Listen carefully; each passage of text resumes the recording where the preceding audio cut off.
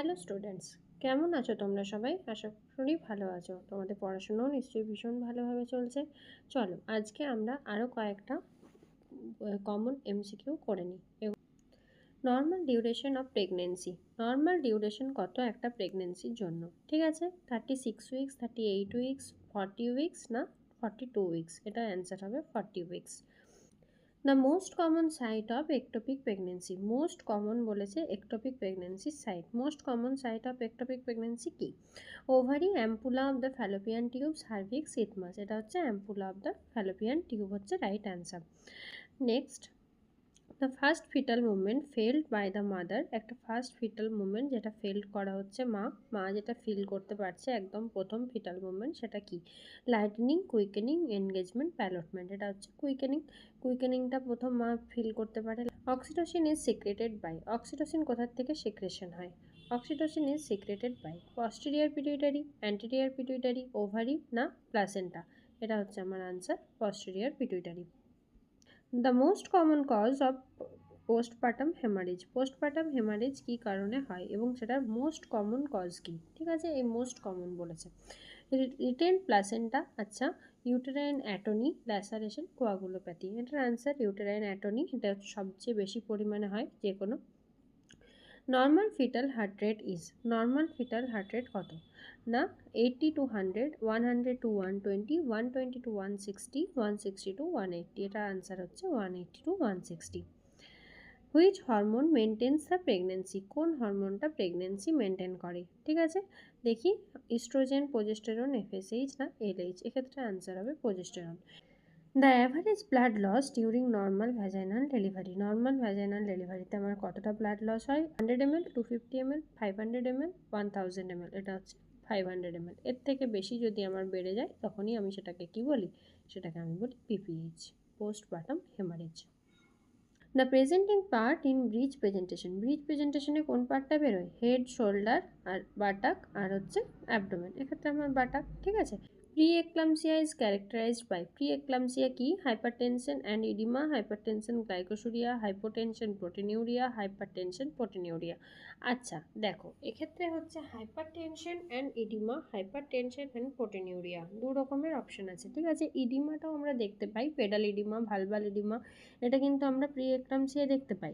কিন্তু আমি যখন এই ক্যারেক্টারাইজড বলে দেবো যে আমার প্রথম সাইন সিমটমস আমি কীভাবে বুঝবো, সেটা কিন্তু আমার মেনলি আরও বেশি কাছের তখন আমাকে অ্যান্সার দিতে হবে। এগুলো কিন্তু ভালো করে পড়বে। তখন আমার কি হবে? তখন আমার হবে হাইপার টেনশন অ্যান্ড প্রোটিডিউরিয়া। ঠিক আছে, আমরা জানি প্রি-এক্লাম্পসিয়াতে কী হয়? হাইপার টেনশন, প্রথমে প্রেশারটা বেড়ে যায়। প্রোটিনিউরিয়া, ইউরিনে প্রোটিনের পরিমাণটাও বেড়ে যায়। ঠিক আছে, সেটা একটা লেভেল পর্যন্ত আমার বেড়ে যায়, ইউরিন প্রোটিনের পরিমাণ বাড়ে। এইবারে হচ্ছে ইউরিন প্রোটিনের পরিমাণ যখন আমার বাড়ে তখন আমার কি হয়? আস্তে আস্তে এটার পরে আমার যেটা হয় সেটা হচ্ছে আমার পেডাল ইডিমা বা হচ্ছে ভালভাল ইডিমা, এই ধরনের যে ব্যাপারগুলো আসে সেটা কিন্তু আমার পরে আসে। তার জন্য কি করতে হবে? তাই যেমন যখন এটা আমার ক্যারেক্টারাইজড বাই যখন চলে এলো তখন আমার আনসার হবে option D, hypertension and proteinuria. Ideal site of episiotomy. এপিজিওটমির জন্য কোন সাইডটা আমার সবচেয়ে বেশি ideal? Mid line, left mediolateral, right mediolateral আর হচ্ছে পস্টেরিয়ার। আমার আইডিয়াল সাইড যদি বলে কোনটা, আমার এক তো হচ্ছে মিডিওল্যাটারাল। প্রথমেই আমার আইডিয়াল সাইড হচ্ছে মিডিওল্যাটারাল। এখানে কি বলেছে আর একটু স্পেসিফিক করেছে, লেফট না রাইট? এখানে আমার অপশন দিয়েছে, এক্ষেত্রে মনে রাখবে এটা হচ্ছে আমার right mediolateral. Lochia rubra is seen. Lochia rubra কতদিন অবধি দেখতে পাওয়া যায়? 2 days, 4 days, 7 days আর হচ্ছে 10 days। লোকিয়া রুব্রা কতদিন অবধি দেখতে পাওয়া যায়? লোকিয়া রুব্রা কিন্তু আমার দেখতে পাওয়া যায় 7 days পর্যন্ত। কতদিন? Which vitamin prevents neural tube defect. Neural tube defect কোন ভিটামিন আমার করে? কোন ভিটামিনের জন্য প্রিভেন্ট করে? ভিটামিন এ, ভিটামিন বি12, ফলিক অ্যাসিড আর হচ্ছে ভিটামিন ডি। এটা জানি আমরা ফলিক অ্যাসিড, আমরা ফলিক অ্যাসিড সাপ্লিমেন্ট নিতে বলি ওই জন্য। The first stage of labour ends with. প্রথম স্টেজ লেবারটা কখন আমার এন্ড হয়? Full cervical dilatation, delivery of the baby, delivery of the placenta, onset of pain. তাহলে first stage of labour ends with কখন আমার শেষ হচ্ছে? আমরা জানি 4টে স্টেজ, তাই তো? 4th স্টেজ আমার লেবারের। প্রথম স্টেজটাতে কি হয়? First stage onset of pain থেকে full dilatation of the cervix. ঠিক, তাহলে এটাও আমার ফার্স্ট স্টেজে, কিন্তু এটা আমার ফার্স্ট স্টেজের শুরুতে, এটাও আমার ফার্স্ট স্টেজে, এটা হচ্ছে এন্ডস উইথ হলো। তাহলে আমার আনসার হলো option A. Delivery of the baby কখনোই ফুল ডাইলেটেশন অফ দ্য সার্ভিক্স থেকে delivery of the baby, expulsion of the baby, তাই তো? এটা হচ্ছে আমার সেকেন্ড স্টেজ, 2 নাম্বার স্টেজে হচ্ছে আমার এটা আসবে। ডেলিভারি অফ দ্য প্লাসেন্টাটা আসছে আমার 3 নাম্বার স্টেজে। আর তারপর আমি মাদারকে কি করব, অবজারভেশন হবে কতক্ষণ, 1 আওয়ার, যেটা হচ্ছে আমার fourth stage of the labour. এটা হবে আমার ফোর্থ স্টেজে। Normal weight of the placenta 200 গ্রাম, 300 গ্রাম, 500 গ্রাম আর 800 গ্রাম। এক্ষেত্রে আমার আনসার হবে 500 গ্রাম। এবার দেখো আমরা এটা কখন হিসাব করি, আমরা সবসময় কিন্তু এরকমভাবে কোশ্চেন আসে না, কোশ্চেন আসে প্লাসেন্টার কত ওয়েট হয়, আমরা কিন্তু সবসময় বলবো 1/6। আমরা এই 500টা কেন বলি, কারণ আমরা নর্মালি অ্যাভারেজ আমাদের চাইল্ডের ওয়েট আমরা ধরে নিই 3000 গ্রাম। 3000 গ্রাম যদি হয় তাহলে 6 হলে আমার আনসার হয় 500। কিন্তু তোমাকে যদি এটা মেনশন করে দেয় যে তোমার চাইল্ডের ওজন হচ্ছে 2 কিলো 400, 2400, ঠিক আছে, আমি এটা বললাম 2400, তাহলে তোমার প্লাসেন্টার ওয়েট কত হওয়া উচিত? তখনও কি তুমি 500 লিখবে না, 2 কিলো 400 ডিভাইডেড বাই 6 যদি হয় তাহলে কত হলো আমার প্লাসেন্টার ওয়েট? 400 হবে, তখন কিন্তু আমি আনসার লিখবো 400। তাই সবসময় মনে রাখবে, এটা তো তুমি মনে রাখবে যে অ্যাভারেজ একটা ওয়েট প্লাসেন্টা যদি আমাকে বলে average weight of the placenta, সেক্ষেত্রে আমি বলবো 500, ঠিক আছে। কিন্তু যদি আমাকে বলে দেয় যে বেবির ওয়েটের সাথে যখন আমার প্লাসেন্টা বলবে, তখন আমি জানবো কি 1/6 অফ দ্য বেবি ওয়েট, বেবির যে ওয়েট তার 1/6 হচ্ছে একটা প্লাসেন্টার ওয়েট।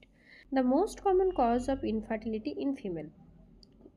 ফিমেলের ক্ষেত্রে ইনফার্টিলিটির সবচেয়ে বেশি কমন কজ কি? Endometriosis, tubal block, polycystic ovary, ovulation failure. Most common cause যদি আমি বলি ওভুলেশন ফেলিওর। আমার which of the following is not a part of the female reproductive system. Female reproductive সিস্টেমের পার্ট নয় কোনটা? Uterus, fallopian tube, prostate gland আর হচ্ছে ovary. Prostate gland আমাদের কাদের? এটা হচ্ছে মেল রিপ্রোডাক্টিভের পার্ট, তাই না? মেল রিপ্রোডাক্টিভের part. The hormone detected in pregnancy test. কোন হরমোনটা প্রেগনেন্সি টেস্টে ডিটেক্ট করা যায়? FSH, LH, HCG, oestrogen. প্রেগনেন্সির জন্য আমাদের স্পেসিফিক হরমোন আমরা জানি HCG, human chorionic gonadotropin. The normal position of the uterus. ইউটেরাসের নর্মাল পজিশনটা কি? Retroverted, anteverted, anteflexed, lateral, straight. এটা অ্যান্সার হবে অ্যান্টিভার্টেড অ্যান্ড অ্যান্টিফ্লেক্সড, তাই তো? The commonest complication of abortion. সবচেয়ে কমন কি কমপ্লিকেশন হয় অ্যাবর্শনের পর? ইনফেকশন, হেমারেজ, ইনফার্টিলিটি আর হচ্ছে শক। আমার ইনফেকশন। এই জন্য আমরা বারবার বলি অ্যাবর্শন হচ্ছে একটা সেফ মেডিকেল প্র্যাকটিস, এটাকে আমরা যতইভাবে হোক সেফলি যেন করা হয়, নাহলে কিন্তু আমার একদম পেশেন্ট সেপটিক শকে পর্যন্ত চলে যেতে পারে। তাই অ্যাবর্শন থেকে আমার মেন যে কমন কমপ্লিকেশন, সবচেয়ে বড় কমপ্লিকেশন হয়, সেটা হচ্ছে আমার ইনফেকশন। Thank you. ভালো করে পড়াশুনো করো। আমার ভিডিও ভালো লাগলে অবশ্যই শেয়ার করো। Thank you.